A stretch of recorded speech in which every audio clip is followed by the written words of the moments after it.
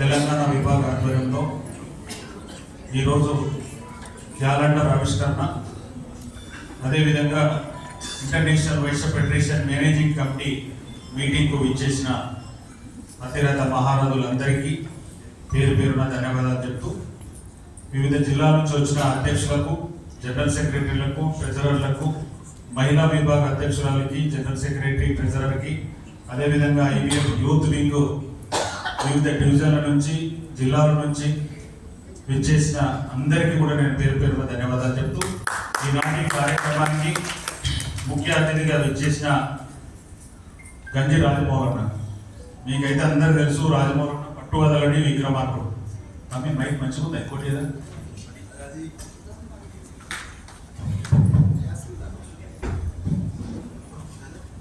పట్టువదలని విక్రమార్కుడు 89 ఏళ్ళకు వచ్చిన 89 లెక్క ఉంటాడు, 30 ఏళ్ళ పిల్లల లెక్క ఇంకా కూడా పనిచేస్తుంటాడు.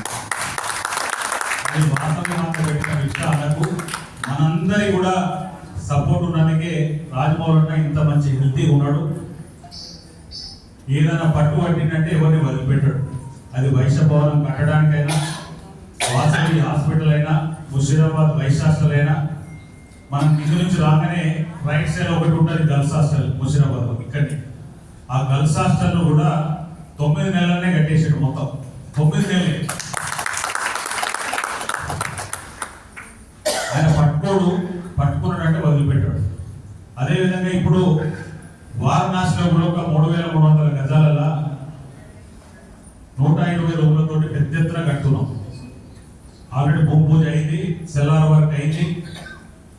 గ్రౌండ్ ఫ్లోర్ నుంచి ఫస్ట్ ఫ్లోర్కు స్లాబ్లు కూడా పోతున్నాయి త్వరలో.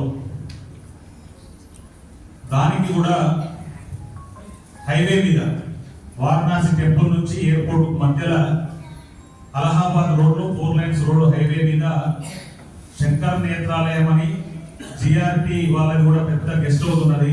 దాని ఆపోజిట్ అని మన బిల్డింగ్ ఉంటుంది. ఎందుకంటే మీకు అందరికీ తెలుసు, వారణాసి పోగానే 9 రోజులు నిద్ర చేయాలని చాలా మందికి ఉంటుంది. ఆ 9 రోజులు నిద్ర చేయాలని ఏ సత్రాలు కూడా సరిపోతుంది.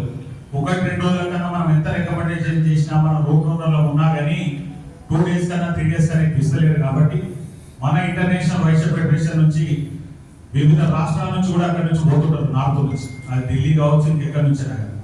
ఆ కాశీలో దర్శనం చేసుకొని 9 రోజులు ఉండాలంటే మన దగ్గర కూడా మన మెంబర్స్ కూడా అకామిడేట్ అయ్యే విధంగానే ఇది ప్లాన్ చేస్తున్నాం. కాబట్టి మనం అందరం కూడా వివిధ జిల్లాల నుంచి ఎవరైతే డోనర్స్ ఉంటారో వాళ్ళందరి సపోర్ట్ తోటి, మీ అందరి సపోర్ట్ తోటి ఆ బిల్డింగ్ సక్సెస్ఫుల్ గా కడదాం.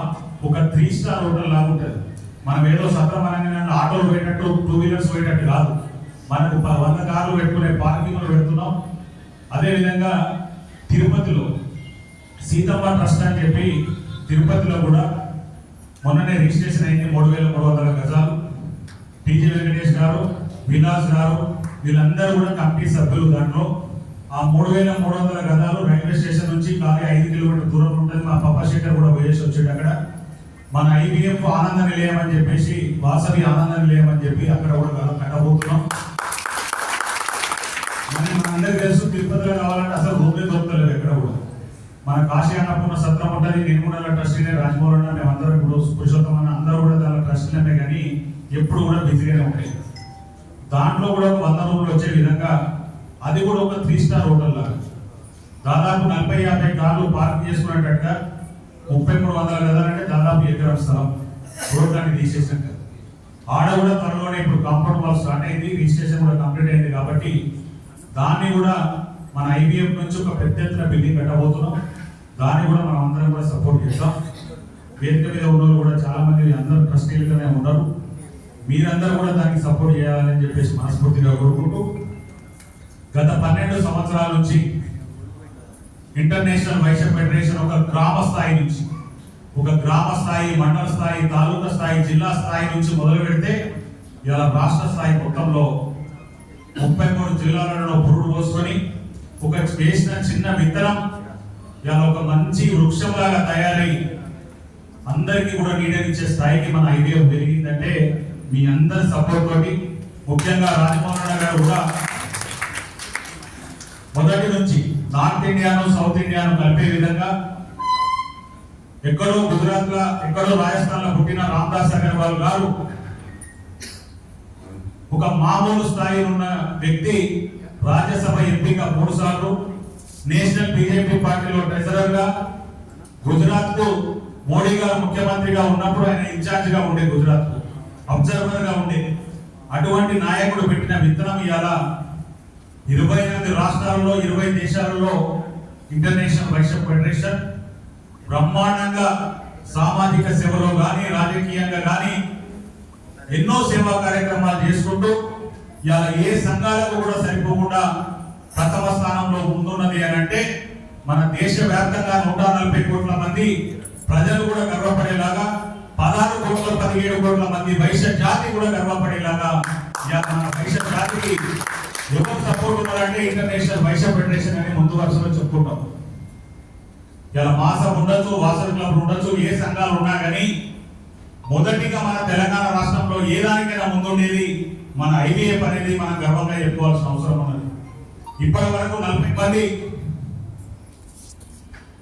ఎవరైతే ఫిలిమ్స్ లో పాస్ అయితే లక్ష రూపాయల లెక్క నాన్ రిఫండబుల్ ఫండ్ కింద మనం ఇస్తున్నాం. ఇలా తెలంగాణ వ్యాప్తంగా 33 జిల్లాల నుంచి ఒక 40 మంది స్టూడెంట్స్ ఇస్తే లంగరోజులో ఒక స్టూడెంట్ కు ఇస్తే ఇలా డిప్యూటీ కలెక్టర్ అయింది అక్కడ వికారాబాద్ జిల్లాకు ట్రైనింగ్ తీసుకుంటూ. అదేవిధంగా ఒక మొన్న 1 లాక్ ఇచ్చిన ఒక గ్రూప్ 2 ఆఫీసర్ గెజిటెడ్ ఆఫీసర్ అయింది ఒక అతను. ఇట్లా చాలా మంది ఐఏఎస్ కాకుండా కానీ గ్రూప్ 1 కానీ గ్రూప్ 2 కానీ ఉద్యోగాన్ని చేసుకుని ఒక జిల్లా స్థాయిలో అధికారులు అవుతున్నారంటే మన ఐవీఎం కూడా సపోర్ట్ ఉన్నది దానికి అని చెప్పేసి మనం గర్వంగా చెప్పుకోవాల్సిన అవసరం ఉన్నది. పంచాయతీ ఇష్యూ కానీ వైశ్య కార్పొరేషన్ కావాలని గజ్వేల్ నుంచి మీరందరూ కూడా నాతోటి పాదయాత్ర చేసిండ్రు. పాదయాత్ర చేసి ఆ రోజు కేసీఆర్ గారు ఇవ్వలేకపోయింది కానీ రేవంత్ రెడ్డి గారు ముఖ్యమంత్రి అయిన తర్వాత మనకు వైశ్య కార్పొరేషన్ వచ్చింది. ఇలా జిల్లా స్థాయిలో కూడా సర్పంచ్ నుంచి వార్డు మెంబర్ నుంచి మొదలు పెడితే రేపు రాబోయే జిహెచ్ఎంసీలో కూడా 150 డివిజన్లు కాదు ఇప్పుడు 300 డివిజన్ల వరకు కార్పొరేటర్లు కూడా ఔటర్ రింగ్ రోడ్ నుంచి మొత్తం పడితే మున్సిపాలిటీలు అన్నింటినీ రేవంత్ రెడ్డి గారు జిహెచ్ఎంసీలో కల్పించింది. దాని మీరు ఎవరైనా కానీ ఏ పార్టీ అయినా కానీ అటు బీజేపీ కావచ్చు, కాంగ్రెస్ కావచ్చు, టీఆర్ఎస్ కావచ్చు, ఎవరైనా కానీ ఆస్పిరెంట్స్ ఉంటే వాళ్ళ అధ్యక్షుల దగ్గరికి పోయి నేను కొట్లాడి కూడా టికెట్ ఇప్పిస్తానని చెప్పేసి నేను మాటిస్తున్నాను. ఎందుకంటే కాంగ్రెస్ ఉన్నా కానీ బీజేపీలో కిషన్ రెడ్డి గారి దగ్గర కావచ్చు, రామచంద్రరావు గారు కూడా నాకు మంచి దగ్గర ఒక అన్నలా ఉండడు.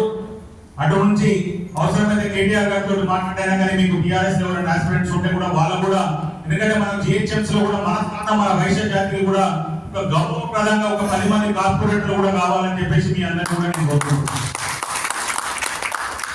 జిల్లాలో కూడా సర్పంచులుగా ఢిల్లీలో ఒక అతను పోలా వెంకటేష్ గారు మా బాణన్న చెప్పారని అక్కడ బాలు నాయక్ అని చెప్పేసి దేవరకొండ ఎమ్మెల్యే కూడా నేను చెప్పిన పాండన్న ముందే. దేవరకొండ ఎమ్మెల్యే కూడా ఫోన్ చేసి మీకు జిల్లాలో మీ కాన్స్టిట్యున్సీ మొత్తంలో కూడా వైశ్యులకు ఎవరికి అవకాశం ఇవ్వలేదన్నా ఈయనకు మాత్రం టికెట్ ఇస్తే మేమందరం కూడా కల్పించి ఆ ఢిల్లీ కాన్స్టిట్యూట్ ఢిల్లీ గ్రామ పంచాయతీలో ఆయన గెలిపించే స్థాయిలో మేము ఉంటామని చెప్పి చెప్పగానే ఆయన కూడా పాజిటివ్ గా రెస్పాండ్ అయ్యి ఆయన ఆల్రెడీ నామినేషన్ కూడా వేసిండు. అంటే ఇవన్నీ కూడా మన వైశ్యులు కూడా రాజకీయంగా ఎదగడానికి ఇంటర్నేషనల్ వైశ్య ఫెడరేషన్ ముందుంటది. నేను టిఆర్ఎస్ పార్టీలో ఉన్నప్పుడు టూరిజం కార్పొరేషన్ చైర్మన్ గా ఉన్నప్పుడు కూడా తెలంగాణ వ్యాప్తంగా 11 మంది మున్సిపల్ చైర్మన్ అవడానికి కూడా పట్టుబట్టి గజ్వేల్ కాన్స్టిట్యూన్సీ లో కూడా ఏసీ రాజ్మోహన్ గారు కూడా మీ అందరికీ తెలుసు, గజ్వేల్ నుంచి కూడా మన సంతోష్ రెడ్డి అందరూ వచ్చారు, వాళ్ళందరూ కూడా తెలుసు.